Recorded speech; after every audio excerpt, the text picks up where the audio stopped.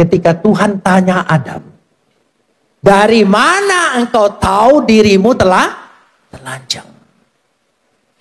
Siapa yang kasih tahu dirimu telah telanjang? Apakah engkau sudah memakan buah itu? Tuhan nanya. Maksud Tuhan menanya kepada Adam, dari mana engkau tahu? Karena kau sudah mendengar kabar sumber berita bukan dari Tuhan, tapi dari setan. Jika engkau mendengar kabar segala sesuatu di luar Tuhan, yang ada telanjang, kehinaan, kerendahan, tidak ada harapan, mengecewakan, itu semua. Jangankan dulu, sekarang saja. Berita-berita dunia, apa menggembirakan kita? Tidak. Semua membuat khawatir.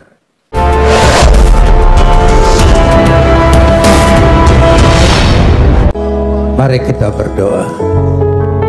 Besem haab we haben we ruah hakodes Elohe Ehad. Dalam nama Bapa, Putra, dan Roh Kudus, Tuhan yang Esa. Bapa di sorga, kami memuji dan mengucap syukur kepadamu atas segala kasih, karunia, anugerah, limpah rahmat dan berkat-Mu, atas segala perkenanan Tuhan dalam hidup kami, pemeliharaan-Mu yang begitu sempurna, penyertaan kasih setia-Mu, bahkan perlindungan Tuhan yang terus-menerus mengiringi setiap langkah-langkah kehidupan kami. Untuk itu kami mau menaikkan ucapan syukur kami yang tak terhingga kepadamu. Seraya senantiasa menyerahkan diri kami di hadapan Engkau.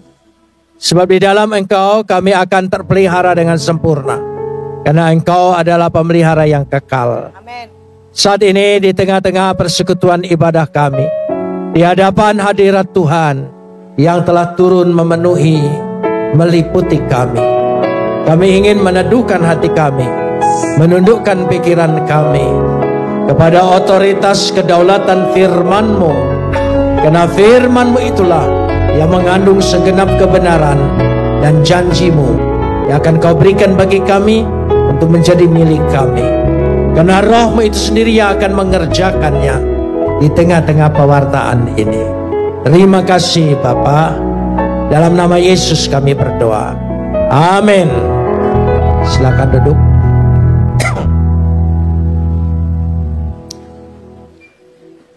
Shalom.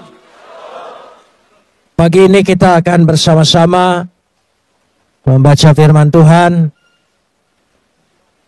yang terambil dari kitab Mazmur. Mazmur pasal 1 ayat 1 sampai 6. Mazmur pasal 1 ayat 1 sampai 6. Kita akan membacanya saling sahut bersautan.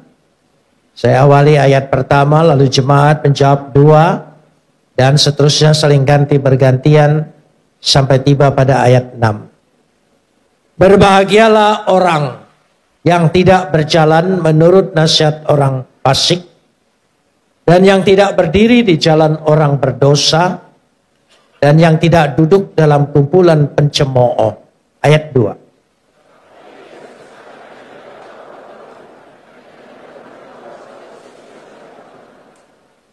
Ia seperti pohon yang ditanam di tepi aliran air, yang menghasilkan buahnya pada musimnya, dan yang tidak layu daunnya.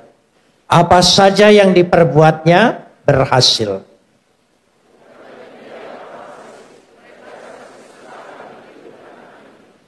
Sebab itu orang fasik tidak akan tahan dalam penghakiman. Begitu pula orang berdosa dalam perkumpulan orang benar.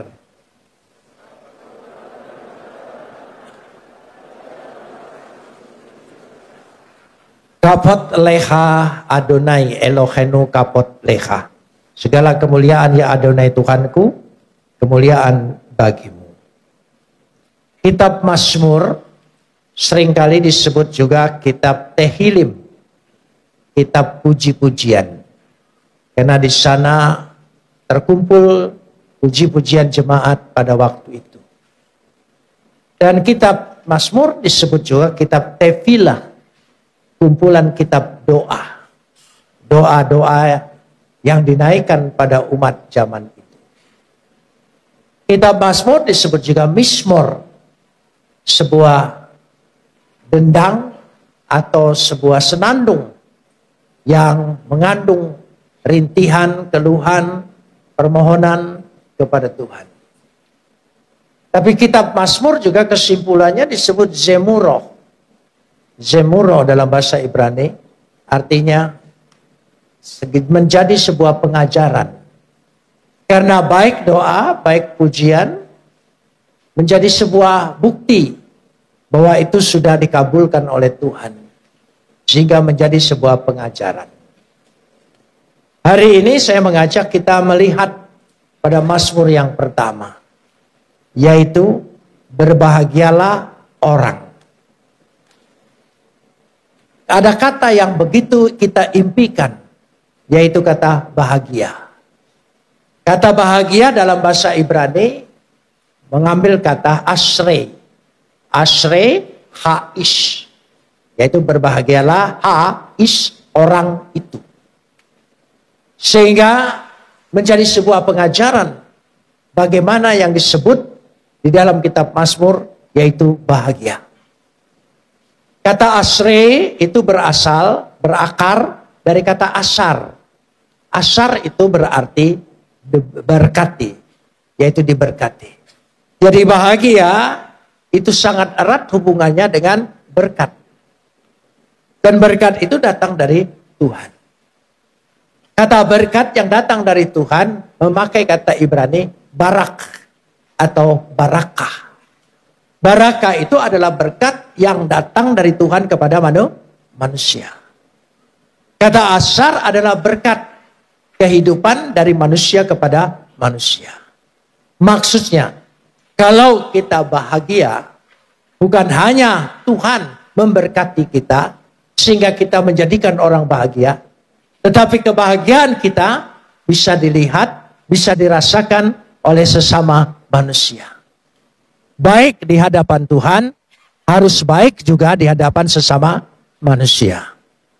Karena itu tidak bisa kita berkata, aku yang terpenting baik di hadapan Tuhan. Tidak, dua-duanya penting. Di hadapan manusia dan di hadapan Tuhan. Bagaimana supaya kita bisa bahagia? Ayat 1 mengajarkan. Karena itu mari kita lihat. Dikatakan di situ, orang yang tidak berjalan menurut nasihat orang fasik, yang tidak berdiri di jalan orang berdosa, dan yang tidak duduk dalam kumpulan pencemooh. Orang yang tidak berjalan, ada kata berjalan. Berjalan menggambarkan dalam bahasa Ibrani halak. Halak itu untuk menunjukkan perilaku, sikap hidup kita. Itu gambaran dari halak. Jadi yang menentukan kita berbahagia, kita harus memperhatikan perilaku kita, hidup kita, tindak tanduk kita. Yang kedua dikatakan dikatakan di situ yang tidak berdiri. Kata berdiri memakai kata amat. Amat itu lebih menggambarkan cara kita mengambil keputusan. Ketika kita mengambil tempat, mengambil keputusan, di situ menentukan hidup kita berbahagia atau tidak. Yang ketiga dikatakan yang tidak duduk. Duduk itu memakai kata yasab. Yasab itu menggambarkan berpikir. Pola berpikir kita.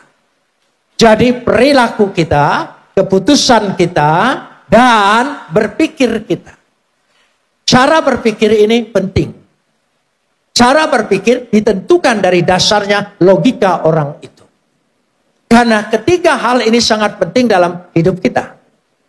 Hidup kita tidak luput dari tindak tanduk kita, perilaku kita. Itu menentukan kita dihargai orang atau tidak. Yang kedua, keputusan-keputusan yang kita ambil adalah sangat menentukan masa depan kita dan kehidupan kita. Dan yang ketiga, cara berpikir kita. Ini penting sekali. Acap kali kita salah berpikir. Contohnya begini. Ketika orang dua berdiskusi, ketika selesai berdiskusi, dia bukan menanggapi pendapatnya, tapi dia menyerang pribadinya. Orang yang seperti ini logikanya sesat. Artinya salah untuk diterapkan berpikir. Jadi kita dikatakan di situ ada 3 hal. Lalu ketiga hal itu berkaitan dikatakan. Mari kita lihat. Bahagialah orang yang tidak berjalan menurut nasihat orang fasik. Fasik dan yang tidak berdiri di jalan orang berdosa. Dan yang ketiga, yang tidak duduk dalam kumpulan pencemooh. Sebetulnya tingkatannya, yang pertama itu pencemooh. Yang kedua itu berdosa. Yang ketiga itu fasik. Itu tingkat paling tinggi. Seandainya di sini hadir gubernur, bupati, dan lurah. Mana dulu yang harus disebut? Tentu gubernur, bukan lurah. Sama tataan dalam bahasa Ibrani seperti itu. Pencemooh, itu kita bahas dulu. Ini menentukan. Pencemooh itu orang yang menganggap remeh perintah Tuhan. Firman Tuhan. Letship. Letship di situ bisa diterjemahkan juga orang yang suka memfitnah orang. Orang yang suka membicarakan keburukan orang. Orang yang suka lebih modern lagi gossiper. Orang yang suka gosip. Itu letship. Kita pikir gosip itu perkara kecil. Tidak. Itu mengganggu kebahagiaan hidup. Alkitab mengajarkan. Gosip itu tidak boleh. Dikatakan situ masih di sana duduk dalam kumpulan pencemooh, orang gosip. Kenapa ada kata kumpulan? Karena orang gosip tidak bisa berdiri sendiri. Dia harus ada orang dua. Satu sumber, satu pendengar. Apalagi ada pihak ketiga, tambah seru. Itu gosip, saudara. Itu letship pencemooh. Jadi kalau seorang sumber berkata, saya lihat ibu itu tidak pernah keramas. Karena rambutnya bau. Pendengar, oh ya, seperti itu. Lalu pihak yang ketiga berkata, oh pantas, saya lihat kutu-kutunya keluar. Dan yang keempat menyambut lagi, oh sebesar kecoa. Nah, itu gosip. Nah saudara, ya ini penting. Tinggalkan kumpulan seperti itu. Sebab jika engkau tidak hadir, engkau yang jadi objek gosipnya. Itu bahayanya. Karenanya kita sebagai orang yang ingin meningkatkan kerohanian kita. Hari ini saya ingin berbicara tentang peningkatan kualitas kerohanian kita. Dengan meningkatkan kualitas kerohanian kita, akan meningkat kehidupan kita. Salah satu yang paling ringan adalah letship. Karena itu harus tidak boleh. Kalau saudara membicarakan orang, rohanimu menjadi kering. Tidak ada semangat lagi dalam hidupmu. Yang ada kekeringan. Karena itu harus tinggalkan. Jangan duduk bersama orang seperti itu. Yang kedua baru meningkat. Dari menganggap ringan, dari mulai seperti itu, baru yang kedua berdosa.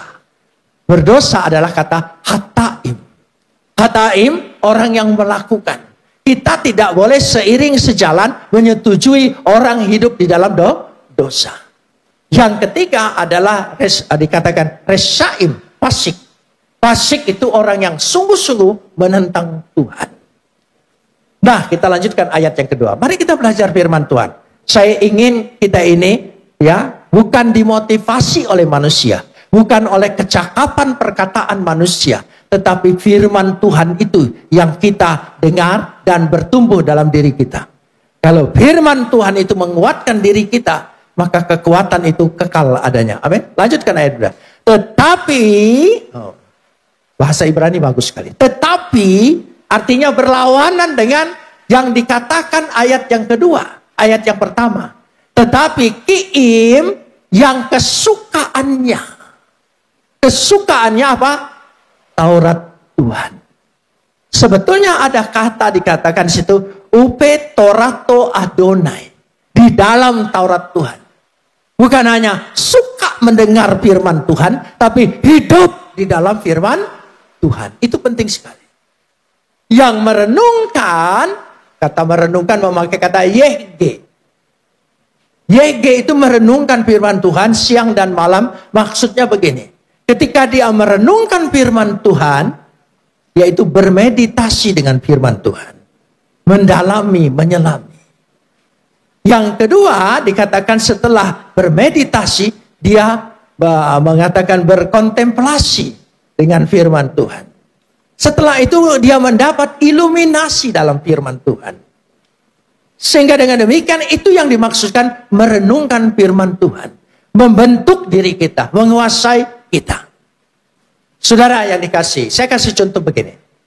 Saya bertobat bukan karena ada orang yang berbicara dengan saya atau berdiskusi dengan saya. Saya percaya Yesus tampak melalui itu. Tetapi karena membaca firman. Saya membaca firman Tuhan, ya, mempelajari firman Tuhan bukan untuk beriman, tapi untuk mencari kelemahan-kelemahannya. Itu tugas saya waktu dulu. Ketika saya mempelajarinya dan terus-menerus mencari kelemahan-kelemahan dari segala sisi bahasa, kalimat atau apa saja atau pesannya, sampailah saya pada Yohanes 1 ayat 1. Pada mulanya adalah firman, firman itu bersama-sama dengan Tuhan, firman itu adalah Tuhan. Ya, lembaga Alkitab menerjemahkan kata Allah, tidak apa-apa. Tapi saya tidak berani nyebut itu karena takut ingat mantan yang lama. Jadi saya sebut saja yang netral, Tuhan. Jadi karena itulah yang membuka hati saya sehingga saya percaya. Dan percaya saya menghebohkan. Tahun 74 itu sangat menghebohkan. Lalu apa yang terjadi? Saya ditangkap oleh Kopkamtib, diperiksa di Laksusda, bukan oleh polisi. Karena ini dianggap kasus politik. Pasti ada orang yang membujuk orang ini menjadi Kristen. Sepanjang pemeriksaan, karena di zaman dulu Pempres 11 itu boleh ditahan lama-lama tanpa diadili. Jadi saya ditahan lama, dilihat sama sekali siapa yang membujuknya. Tidak ada. Saya bilang hanya baca firman.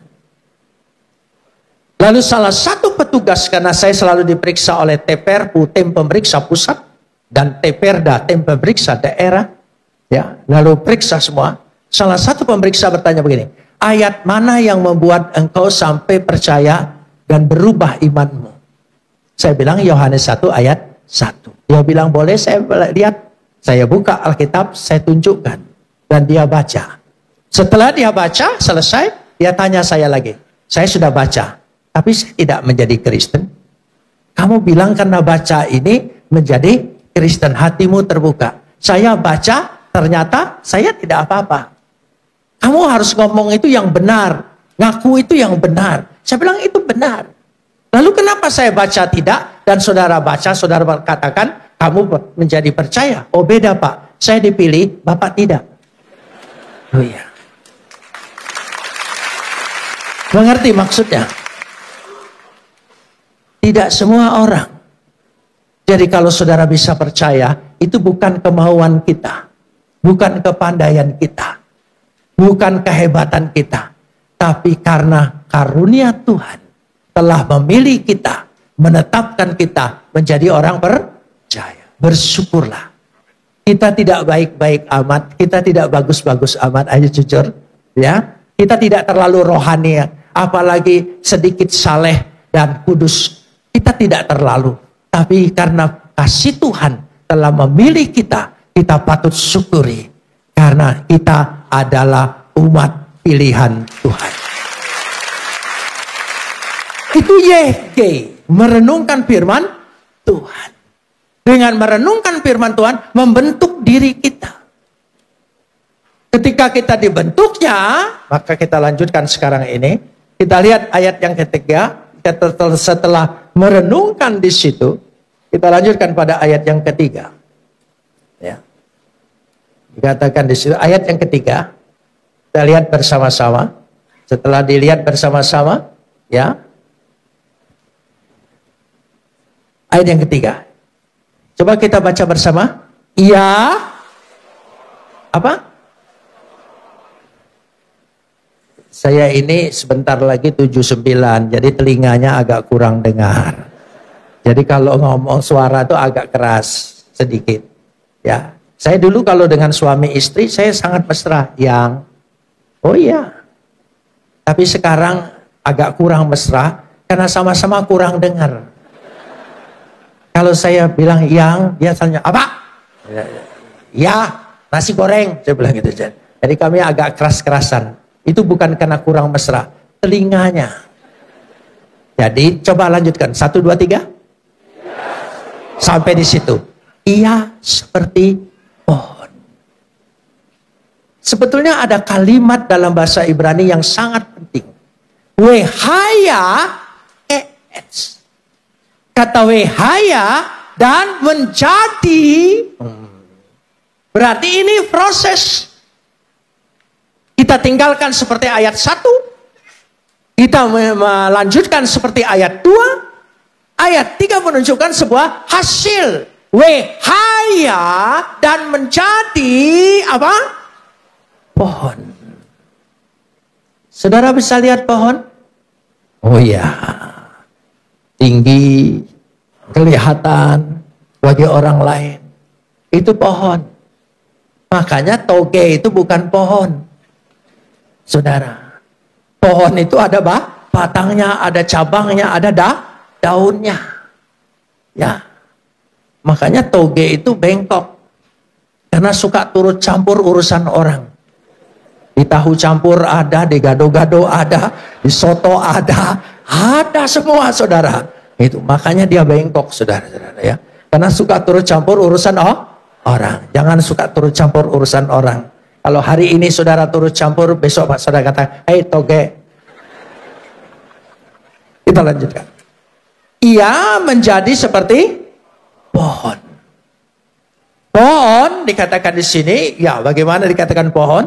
Yang ditanam satul al-mayim di tepi aliran air. Ditanam satul. Coba ucapkan. Ditanam. Coba ucapkan. Ya.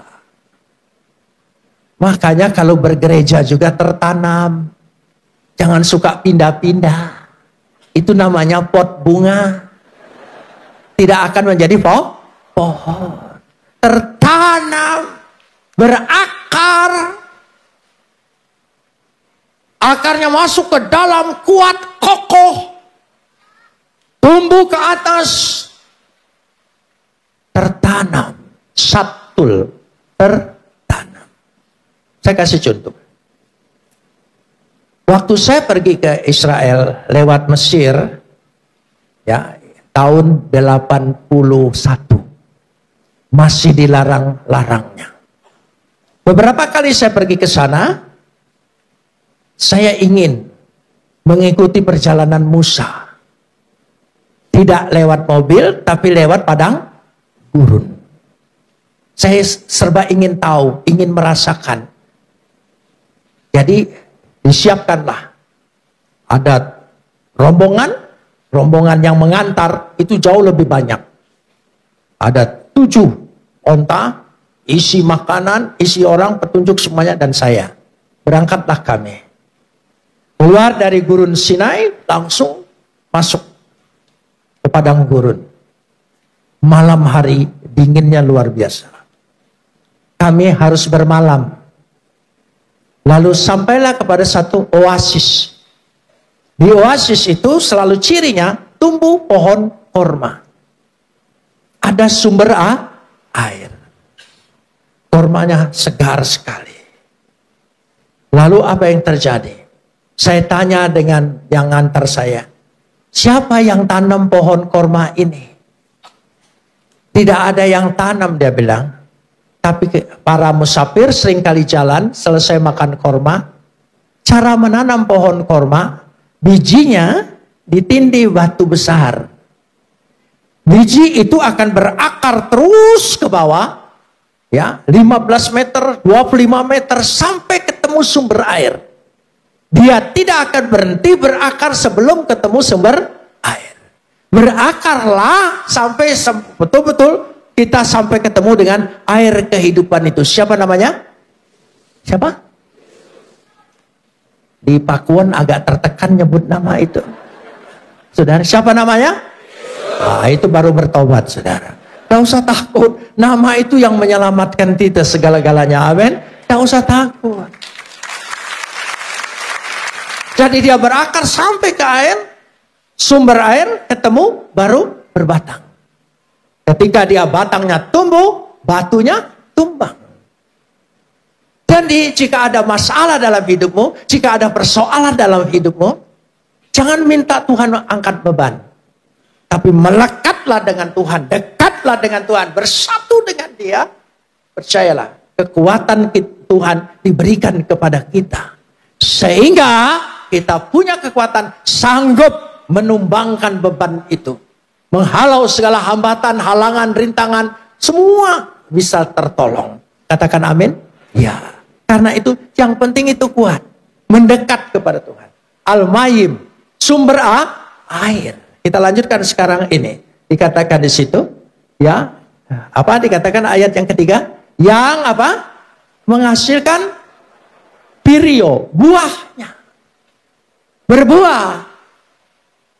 Kekristenan itu mau tidak mau harus ada buahnya. Buahnya memang macam-macam, tidak soal. Karakter kita berbeda-beda. Cara buahnya, cara bentuknya berbeda, tidak soal. Yang penting berbuah. Saya orang Palembang. Kasar, kata orang lain. Bahasanya segalanya. Buah duren. Buah duren. Berduri. Tapi isinya enak, saudara saya. Itu. Ada juga buah yang lain. Orang Palembang kalau keinjek kakinya, dia langsung marah. Hei, siapa kau? Injek-injek kaki saya. Tapi kalau orang Jawa, khususnya Jawa Tengah, kalau keinjek kakinya, dia sopan. Permisi, kaki bapak di atas, kaki saya di bawah. Itu saking sopannya. Nah, kita tidak bisa sama bentuk karakternya.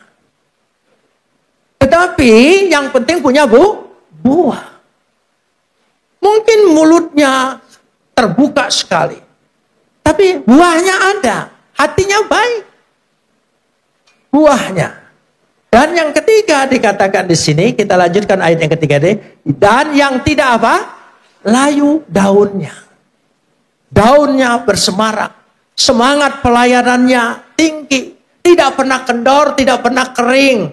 Tidak pernah kuning. Hijau. Itu semangatnya.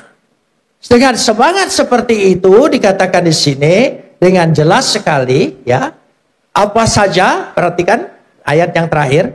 Apa saja yang diperbuatnya apa? Apa saja yang diperbuatnya berhasil. Yasliyah. Yasliyah. Coba ucapkan. Agak berdahak sedikit. Yasliyah. Ya, gaya India. Yasliyah. Ya. Kalau mau berlatih, makan pisang goreng panas. Yasliyah. Berhasil. Amin, saudara. Saya percaya kalau hidup kita menuruti firman Tuhan, pasti dibuat oleh Tuhan berhasil. Amin. Ya. Itu sumbernya. Kenapa tadi mendengarkan firman Tuhan itu begitu penting sekali? Ya. Karena firman Tuhan itulah yang memberikan kekuatan kepada kita. Firman Tuhan. Tadi pagi saya berkhotbah begini. Ketika Tuhan tanya Adam, dari mana engkau tahu dirimu telah telanjang? Siapa yang kasih tahu dirimu telah telanjang? Apakah engkau sudah memakan buah itu? Tuhan nanya. Maksud Tuhan menanya kepada Adam, dari mana engkau tahu?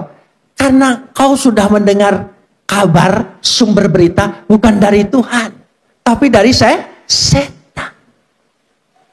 Jika engkau mendengar kabar segala sesuatu di luar Tuhan, yang ada telanjang, kehinaan, kerendahan, tidak ada harapan, mengecewakan, itu semua. Jangankan dulu, sekarang saja.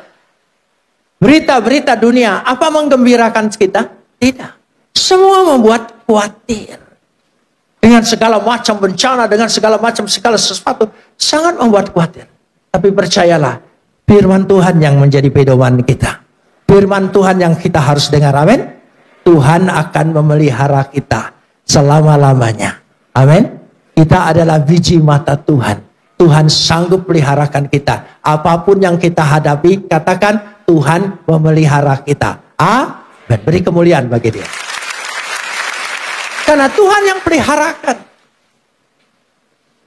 Jadi kalau saudara dengar kabar, sepandai apapun manusia di dunia ini, beritanya, sepandai ilmu apapun, kabarnya selalu mengkhawatirkan.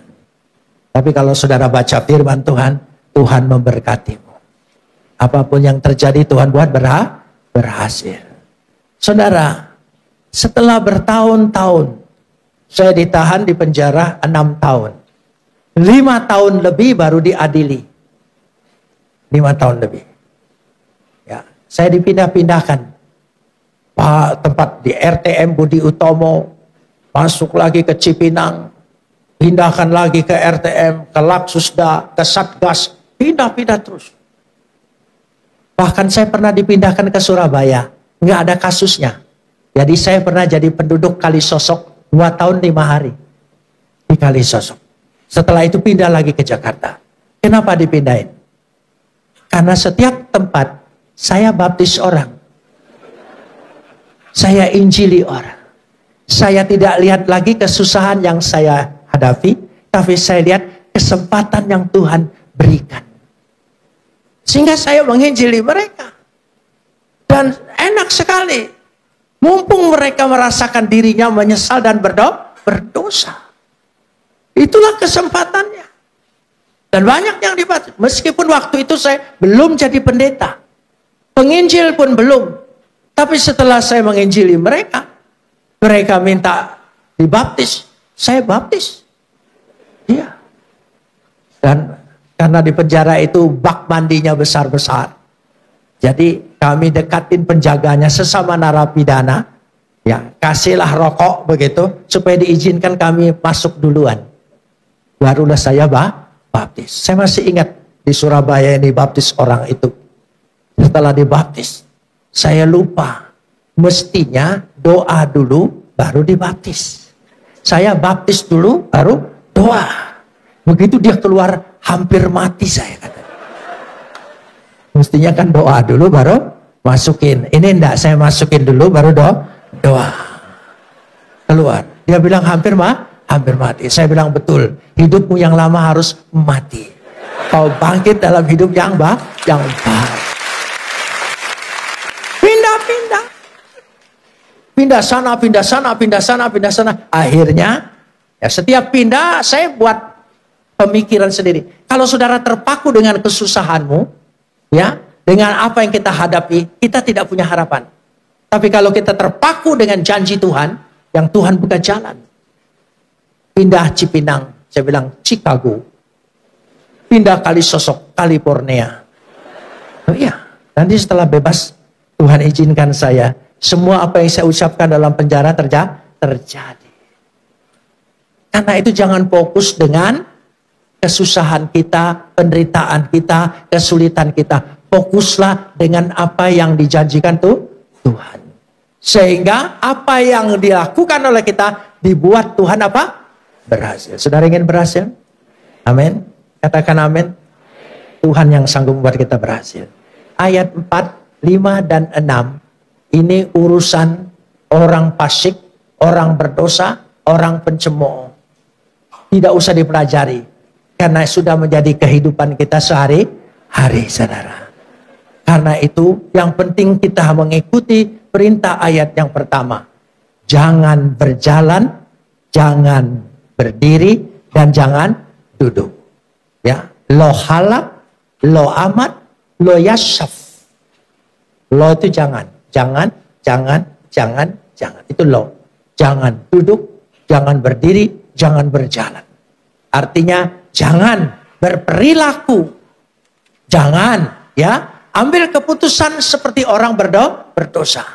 Dan jangan duduk, jangan berpikir seperti orang-orang fasik. Itu maksudnya. Karena dia mengandung kata-kata sastra Ibrani yang begitu mendalam. Sehingga mengajar kepada kita. Mudah sekali untuk menjadi orang yang berbahagia. Saudara ingin bahagia? Amin. Bahagia. Meskipun apapun keadaannya. Tuhan kasihkan kebahagiaan. Segala kesusahan, penderitaan. Kalau kita tidak fokus terhadap itu. Kita fokus dengan janji Tuhan. Pasti pertolongan Tuhan itu menjadi dalam kehidupan kita. Mari katakan amin.